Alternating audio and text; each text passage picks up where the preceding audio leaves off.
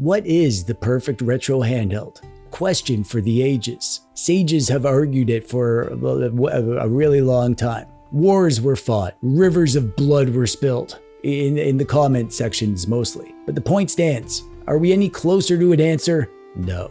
We wander the retro handheld dark ages. Screens dim, batteries low, hope fading. But wait, when the night is dark, a dawn breaks. From the far side of the YouTube algorithm comes a host of glorious retro emulation nerds. Armor polished, save states ready, the noble knights of the Retro Roundtable ride in to rescue our hungry fingers from this plastic wasteland and answer the only question that matters.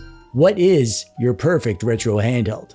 Oh man, this is going to be a fun one. Are you excited? Well, you should be, because joining us tonight we have Mr. Sujano, Stubbs from Retro Handhelds, Retro Breeze, Bob Wulff from Wulff Den, Cypher, Retro Game Corps, Ban from Retro Handhelds, ToddTronics, Eta Prime, the Retro Tech Dad, Monto Tech, and of course, me, TechDweeb. Hello, let's dive right the heck in because this is going to be a long one. And since we don't pick favorites at the Retro Roundtable, we turn to the legendary Took of Randomness. Alright Took, start us off with a bang. Oh nice, Stubbs from Retro Handhelds. Hey. Hey. Hey.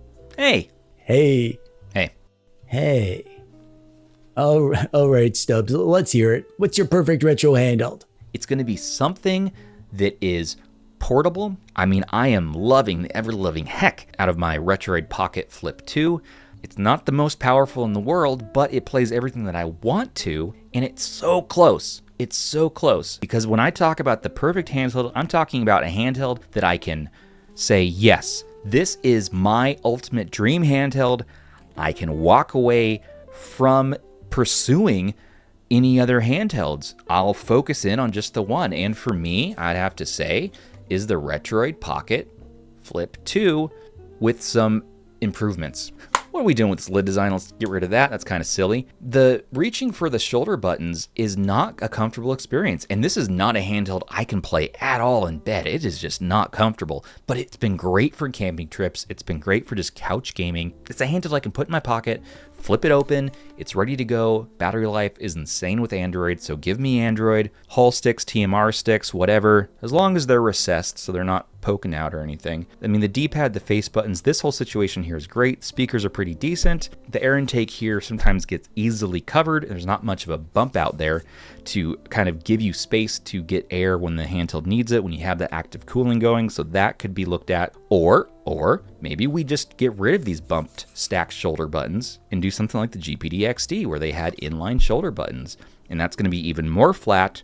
Maybe we could redesign so the air intake is on the side. I don't know. That's something to consider. But this is so damn close to being perfect. So close. We already got the OLED screen. We already got the operating system that's solid. From there, I mean, yeah, I'm happy with the face buttons, the D-pad. This is kind of my ultimate setup. I feel like we could go further. We could talk about verticals. We could talk about candy bar. But at the end of the day, I'm always going to go back to a clamshell. Like I've been saying, the best handheld is the one you have with you. And a clamshell always comes in clutch.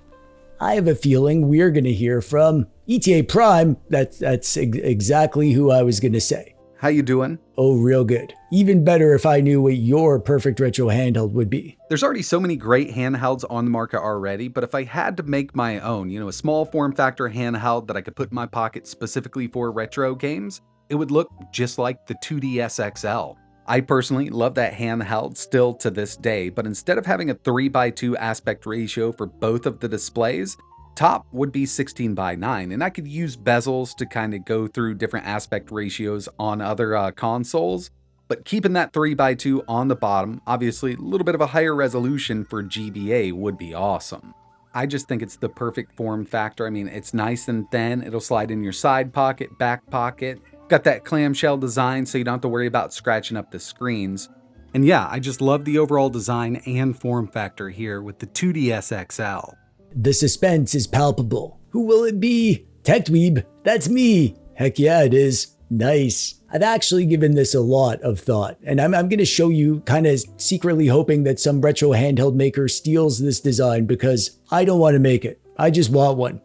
And here it is. It's a clamshell about the size of a GBA SP. It's very similar to lots of the clamshells that we have now, but with a few key things that would set it apart. For starters, we're going with a 3.4 inch screen, 720 by 480, similar to the Flap Zizzle from Amberlook, but this one is going to be OLED. And it's a super thin screen casing, kind of trading off a bit of durability to make it more lightweight and thin when it's closed. And the hinge is freaking awesome, by the way. It's made of plastic and it comes in colorways that represent any of the most nostalgic retro consoles, like Game Boy and NES, Super Nintendo, Sega Genesis, GBA, GameCube, PS1. It's also got that single Game Boy style rounded edge at the bottom right for ultimate nostalgia. It has a perfect D-pad with very quiet micro switch style inputs, and all the controls have that kind of feel. Clicky micro switch, but very quiet. And you can swap the buttons easily. We have one single slider. I don't care if you think this is dumb or if you think you don't like sliders, you will learn to love this. Trust me. And we don't need more than one because this thing is meant to play only up to N64 and Dreamcast and PSP, which means that we're going to need a chip like the T610 chip. Something powerful enough to play all that stuff, and I think it would have to be Android to get that crazy good Android efficiency in sleep mode. We have one USB-C hole on the bottom for USB-C video out and charging, and there's another one around the back so you can dock it on either side, and also a headphone hole around the back. And it has good Wi-Fi and the best Bluetooth that you can get. So you can use low latency Bluetooth earbuds and controllers in the best way. It's going to be $99.99 and be really high quality for that price. And it's called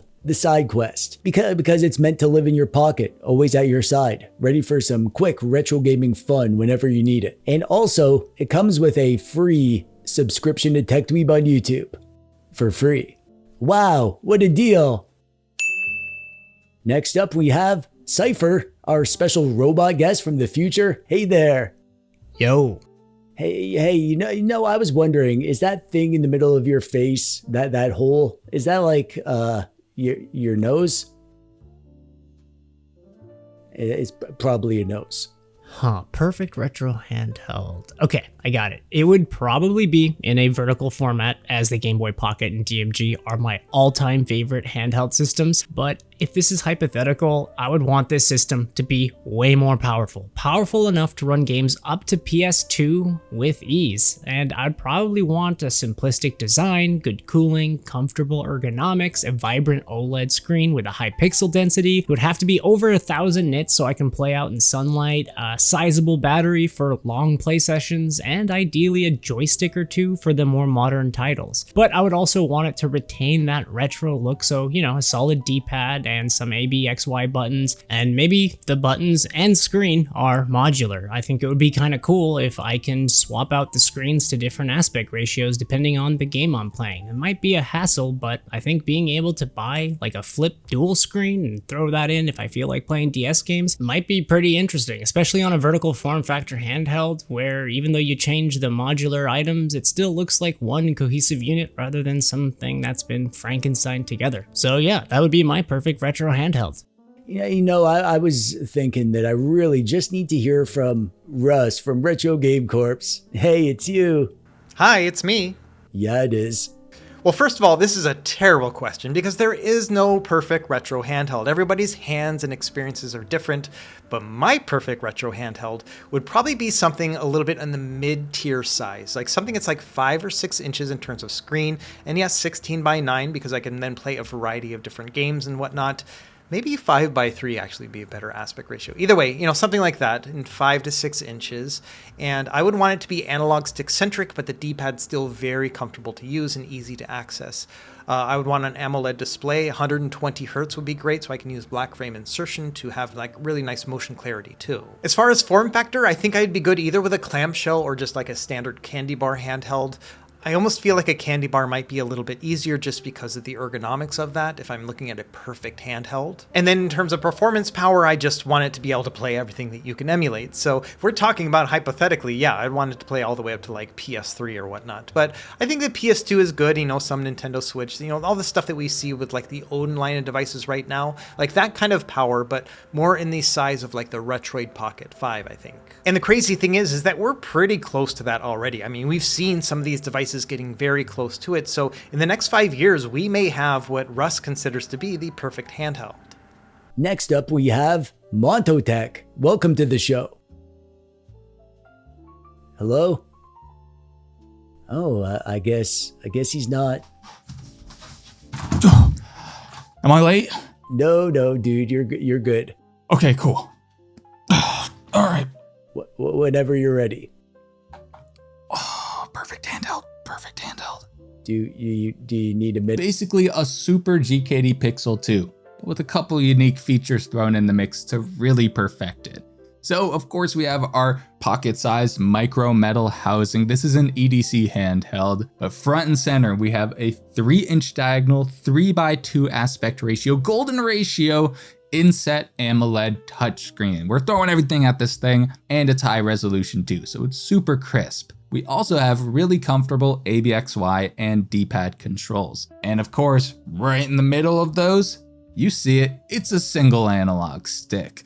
Super smooth, just like the Magic X Mini 028 one. Yep, we're bringing that one to this, and it clicks in for that extra L3 functionality. Speaking of function, we also have a start, select, and menu button, but on the side, we have another function button and a function switch. So all of these can be programmed whatever you want, dealer's choice.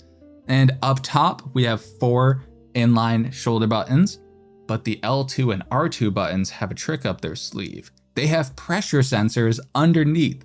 So you click it in for your regular shoulder input, but you can also press it more for that analog trigger style input too.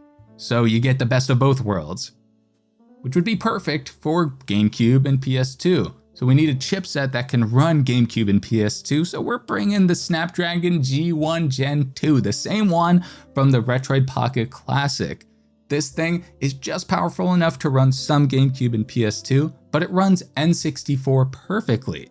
So with that, we're gonna bring this handheld in the N64 colorways, like gray with the green and blue buttons, yellow C-stick, jungle green, atomic purple, and with all of that, this handheld is called the Monto Mini. From the far reaches of the retro kingdom emerges the one, the only, Retro Tech Dad. Hey, TechDweeb. I bet you've got some thoughts on the perfect handheld, don't you? We've had a lot of really good devices in the past few years, obviously come to mind. And we talked about this, TechDweeb, on the Retro Handhelds podcast pretty recently, and I don't think it's going to be much of a surprise, but for me, I'd love to see something with this chipset, which is the N150, or equivalent, you know, kind of this low power, cheap budget x86 chipset in a handheld kind of the size of a Retroid Pocket 5, for example. And, you know, when you hold the two together, you can see that it's possible. You know, it could definitely be done. I mean, part of it is that imagine having this in a handheld that costs around $200, right? But what it does is it opens up the world of x86 without a translation layer, without any compatibility layers.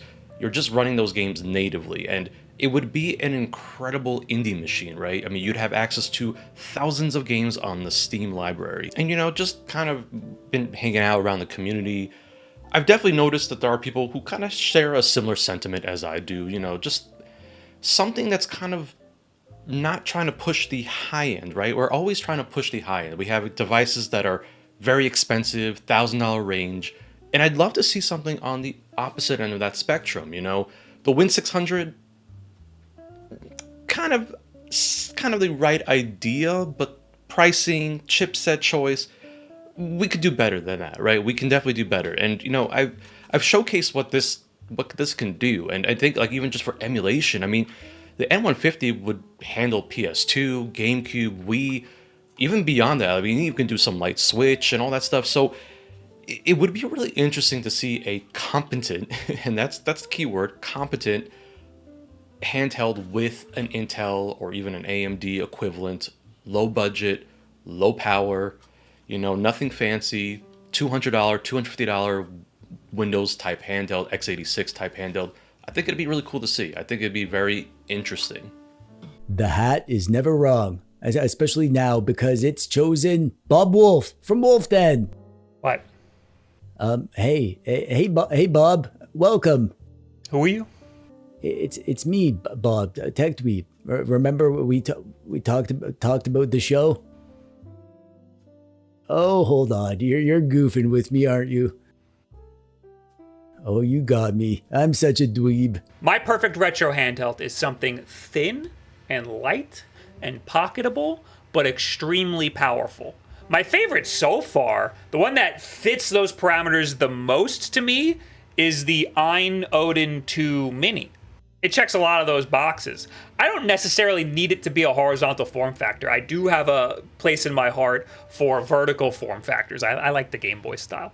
And I wouldn't mind having some shorter thumbsticks. The Odin 2 Mini has some pretty short thumbsticks, so it doesn't really get caught in your pocket when you put it in there. But something like 3DS style circle pads, even though they're not the most comfortable to use, they would be really convenient because of how small they are. It'd be a lot more pocketable. So give me something along the lines of that form factor, but make it either a PC handheld or a Linux handheld, and let me play Steam games on it. Now we're talking. And without further delay, it's time to hear from Ben from Retro Handhelds. Hey, buddy. Hello. Oh, what do you think, Ben? What's your perfect retro handheld gonna look like? If I were to have my ideal retro handheld, what I'd probably do is take something like the Snapdragon 8 Gen 2 from like the Portal 2, Odin 2, whatever. It's got a lot of power. It's got a lot of compatibility. You can use it with Android and Linux, now with Rocknix. And I would just kind of combine it with something like the Retroid Pocket Flip 2. I actually do enjoy the clamshell form factor. One thing I might do is just switch the face button and the stop stick. But otherwise, this has been a super comfortable handheld. I would just like a little bit more power in this. So take the Flip 2, take the Odin 2, kind of give it a little bit of a love sandwich kind of effect, and you've got my ideal retro handheld. Though I will say maybe not use the 3/4 pie design. Not really my favorite thing. What? Mr. Sujano? You're here? Hello, my Canadian friend. Hey, back at you. The perfect handheld. What do you think about that? There's so many options out there, it's really hard to limit to just one, but I would say my perfect retro handheld would be pocketable, would have very good battery life, have a D-pad and a joystick, and, well, be able to play everything up to PS2. I'm okay with that. Now, I don't want to get into too much more detail because I could be all day talking about my perfect handheld, but at the same time here, I mean, just something that is truly a handheld, something you can put in your pocket and is very portable, cozy to use, and is just convenient. There are so many of them out there. Oh, this hat is getting light. Almost done for today, but of course, we still need to hear from ToddTronics. Hey, buddy. Oh, hi. What's up? Oh, lots of stuff. So much stuff. You know how it is with the stuff. Yeah, you do. Now, my dream retro handheld would have to put ergonomics at the forefront because we have so many great devices already, and it seems like the one thing they have in common is they all lack comfort. So it would have to have some controller-like grip similar to what we have on the Anbernic RG556 and 557. And I would like to have nice, large, flat controller style buttons, something similar to what we have on the DualSense 4 and 5, but with a Vita style D-pad that's a bit larger than it is on most devices, just to make it a little bit more comfortable and precise. I'd like to have enough power for all my favorite GameCube as well as PS2 games, and even maybe possible support for Linux so we could get some more updated emulators and play things like Xbox. And I'd like the device to have video out because I use my XR glasses whenever I'm out and about for long periods of time, so having support for that would definitely make it my dream device. All right, Hat, let's end with a bang. There it is, Retro Breeze. Please go before Aiden. Please go before Aiden. Aiden's not here today. Oh, hi, TechDweeb. Hey, okay, all right, bring us home, buddy. What's the perfect retro handheld for you? It's really tough to talk about the perfect gaming handheld without bringing up the AYN Odin 2 Portal. This thing is pretty much as close as it gets in my opinion. But there are a few upgrades that I would make to it. For example, I would put on bigger controller size analog sticks, I would ditch the horrible all glass front, and I would maybe upgrade it to an 8-inch screen. But outside of that, I would call this thing mostly perfect. However, I am also looking for a smaller and more portable device, and a kind of all-in-one to carry with me anywhere. And so in that regard, I would really like to see a upgraded version of the Sony Ericsson Xperia Play. The Xperia Play came out in around 2011, and it had a slide-out PlayStation gamepad. And it was just awesome to play games on. It even had a unique and innovative touch-based analog stick setup, and the whole thing was really small and compact. You could play vertical games by holding the phone upright, or you could play more serious games by sliding the gamepad out. And it could actually emulate up to around about N64, which was just amazing. But it's super dated these days, and the battery life frankly stinks. So an upgraded version of that would be great. I would give it a 5.5-inch OLED display, and power enough to emulate up to and including PlayStation 2. Throw a bigger battery in there, and I think that you'd have a real winner of a device. It's just a shame that there's really no market for gaming smartphones, especially ones that break the mold like this, but I think that would be my perfect all-in-one smartphone and gaming device. And that's it. That's all we have for you today. We've argued about some stuff, but mostly agreed that flips are the best and probably said D-pad too many times, so now it's your turn. Tell us about your perfect retro handheld in the comments, and maybe your wish will come true. And if you wish you could watch more videos like this, then catch the rest of this series in the playlist link below. And there's more to come soon. The next episode is about retro games that need a comeback, so you should probably get subscribed if you haven't yet so you don't miss that. But that'll do it from us for today. From all of us at the Retro Roundtable, may your backlog be as endless as your dreams. Good night.